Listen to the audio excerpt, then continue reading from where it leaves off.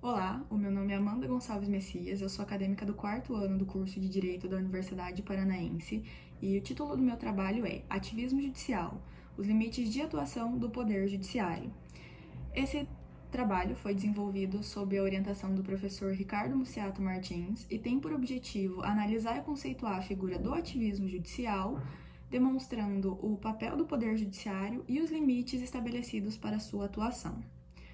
Bom, para contextualizar, embora exista uma divergência quanto à origem do termo ativismo judicial, o entendimento que prevalece é de que ele surgiu no ano de 1947 e que ele foi criado por um jornalista que estava escrevendo um artigo onde ele buscava construir o perfil ideológico e político dos 9 membros da Suprema Corte norte-americana. Naquele contexto, esse termo foi atribuído aos juízes que adotavam, por vezes, em suas decisões, uma postura inoculada às suas próprias concepções do que seria o bem comum. Já no Brasil, esse termo veio surgir um pouco mais tarde, ele veio a partir da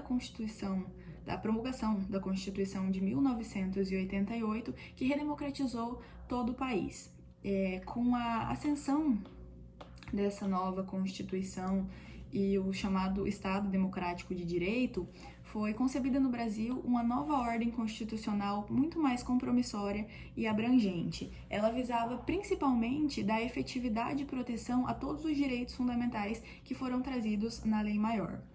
Nisso, com uma busca muito maior pela garantia dos direitos fundamentais, acabou sendo conferido ao Poder Judiciário diversos encargos que, aliados ao fato de que a Constituição era muito mais expansiva e muito mais principiológica, terminou possibilitando que os aplicadores do direito, os juízes, pudessem agir de uma forma muito mais expansiva no exercício das suas funções. O ministro do STF, o Luiz Roberto Barroso, ele atribui a esse tema do ativismo judicial a ideia de que ele está associado a uma participação mais ampla e mais intensa do judiciário na concretização dos valores e dos fins constitucionais, e aí com uma maior interferência no espaço dos outros dois poderes, quais sejam o legislativo e o executivo. E ele complementa ainda que essa interferência ela se dá geralmente naquelas situações onde há uma retração do poder legislativo, quando ele deixa de cumprir com a sua função. São levadas as demandas ao poder legislativo, a todos os legisladores, e por vezes eles acabam deixando de atender essas demandas, ou seja, eles se omitem da sua função de legislar, e aí acaba sobrando aos juízes para suprir essas omissões do legislativo. E os juízes, uma vez tendo sido recebida a demanda judicial, eles não podem deixar de julgar alegando uma lacuna do ordenamento jurídico. Eles precisam decidir as matérias que são levadas, mesmo que elas não tenham sido apreciadas antes pelo Poder Legislativo.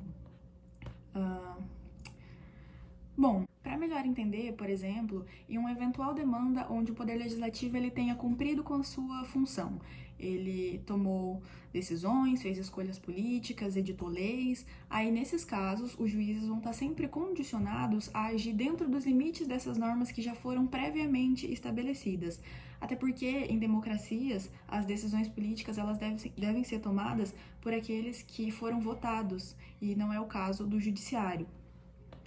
Bom, um outro ponto a ser mencionado é que, partindo do princípio também da separação dos poderes, o judiciário ele tem a função apenas de aplicar a lei aos casos concretos, respeitando sempre a imparcialidade em relação às opções políticas do legislador. E aí, o que se tira por conclusão é que a Constituição Federal ela faz uso de normas um tanto quanto amplas, abertas, é uma Constituição principiológica, e isso acaba deixando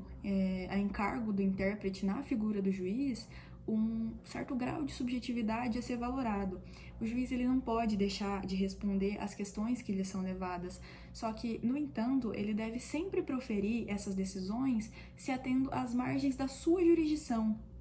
tendo como objetivos primários sempre a concretização dos direitos fundamentais e o respeito às normas da Constituição Federal. Bom, muito obrigada para quem assistiu até aqui, esse é o meu trabalho.